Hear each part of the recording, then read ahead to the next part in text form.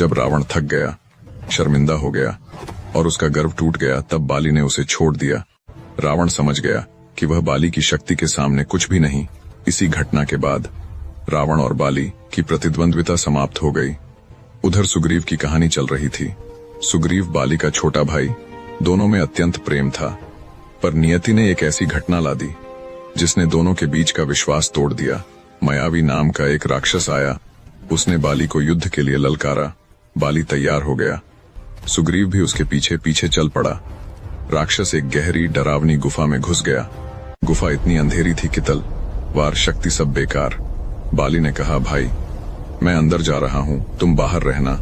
अगर सफेद झाग निकले तो समझना मैं जीत गया, अगर खून निकले तो समझना मैं मारा गया। और वह गुफा में उतर गया। सुग्रीव प्रतीक्षा करता रहा। समय बीतता गया। अचानक गुफा के द्वार पर लाल खून बहा। सुग्रीव डर गया और यह सोचकर कि कहीं राक्षस बाहर न आ जाए, उसने एक बड़ी चट्टान से गुफा बंद कर दी। वह रोता हुआ किष्किंधा लौटा।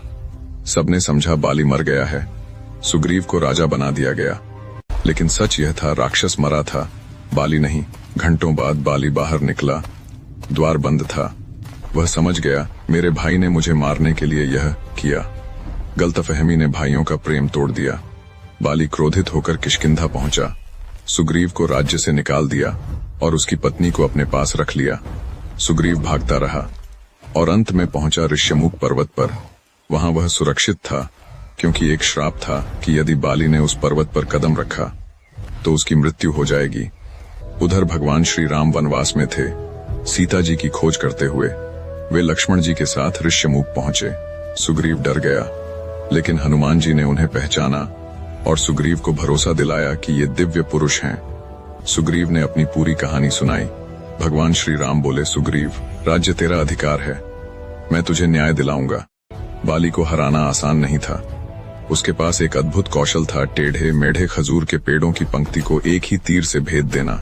भगवान श्री राम वहां पहुंचे। पेड़ टेढ़े दिख रहे थे। दिव्य दृष्टि से उन्होंने देखा, वे एक विशाल भूमिगत नाग के शरीर पर उगे थे। भगवान श्री राम ने उसकी पूंछ पर चरण रखा। नाग सीधे हो गया। पेड़ भी सीधी पंक्ति में खड़े हो गए। भगवान श्री राम ने एक तीर चलाया और वह पूरी पंक्ति आर पार कर गया। अब सिद्ध हो गया कि भगवान श्री राम बाली को मार सकते हैं।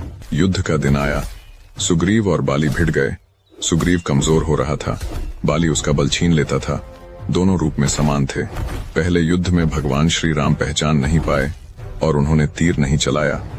फिर बोले, अगली बार संकेत पहन लेना। सुग्रीव ने पुष्पों की